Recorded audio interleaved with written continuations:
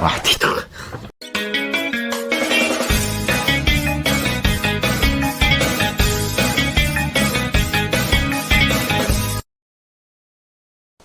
Намын цэвэт санаад гэр онч ютубер лого байна. Энэ удаагийн бичлэг бол бусдаасаа онцгой цоо шинээр эхэлж буй миний бичлэг.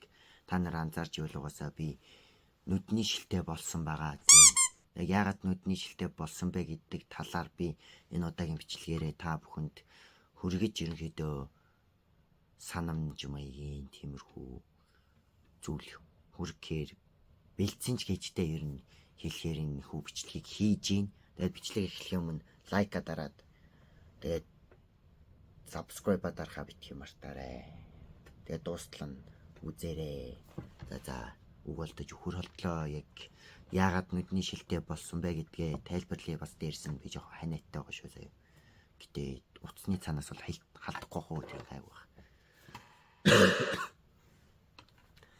За тэгэхээр саяхан 3-4 хоногийн өмнө би хотод очиод нэг эрүүл мэндийн үзлэг инээ тэрэ юмд ороод нэг ажилд орох гээд үзүүлсэн чинь миний зүүн талын нүд юм харахгүй байна гэд. Тэгээд хараагаа шалгуулах гээд нүдний эмлүүдээр очиод шалгуулсан.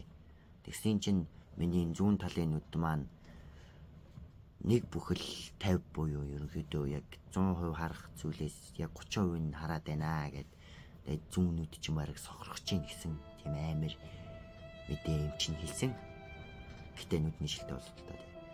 Гэхдээ яг яагаад ийм хасах 30 мөч рүү зүүн талын нүд орчваа. Нөгөө талын нүд нь зүгээр үйж ийжгээд утаснаас сонсно гэвэл үгүй.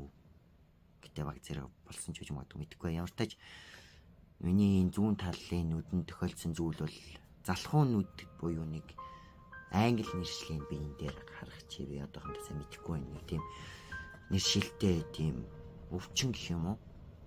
Ихэнхдээ бага насны хүүхдүүдэд тохиолддог. Яагаад тэгэхээр хүүхдийн нүд одоо 2-3 насны үед нь бүрэн гүйц төгждөг.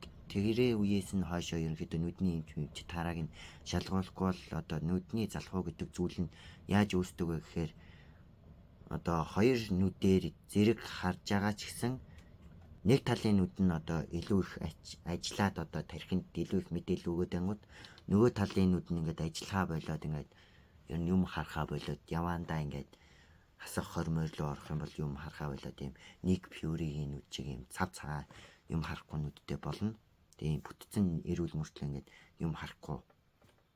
Тэгээ энэс яаж өртчлэн сэргийлэх вэ гэхээр одоо ерөнхийдөө яг нүдэндээ тохирсон нүдний шилийг тогтмол хугацаанд ерөнхийдөө байнга зүүх гэд юм чинь надад хэлээд одоо би 6 сарын хугацаанд энийгээ зүүгээд дахиж нөгөө эмнэлэг дээр очиод хараагаа шалгуулад сайжирсан байна уу сайжраагүй байна уу эднэрийг шалгах юм шиг байгаа. Тэгээд ер нь цааш дэмжлэгэн дээр би ингээд нүдний шилтэй та бүхэнтэй уулзна. Тэгээд анхааруулж хэлэхэд ер нь хараа мараагаа шалгуулсан дээр их утас сухдаг ч юм уу дэлгэцний ард их байдаг хүмүүс яахгүй л нүд бол ингээд тэ нөгөө махнаас нүд яснаас шүд гэдэг нэг тийм үг байдаг шүү дээ тэ. Тэгээд бас өөр юу хэлээ. Юм болгон дээр ингээд утас гэдэг бас утаснаас гадна нөлөөлдөг зүйлүүд бас байна.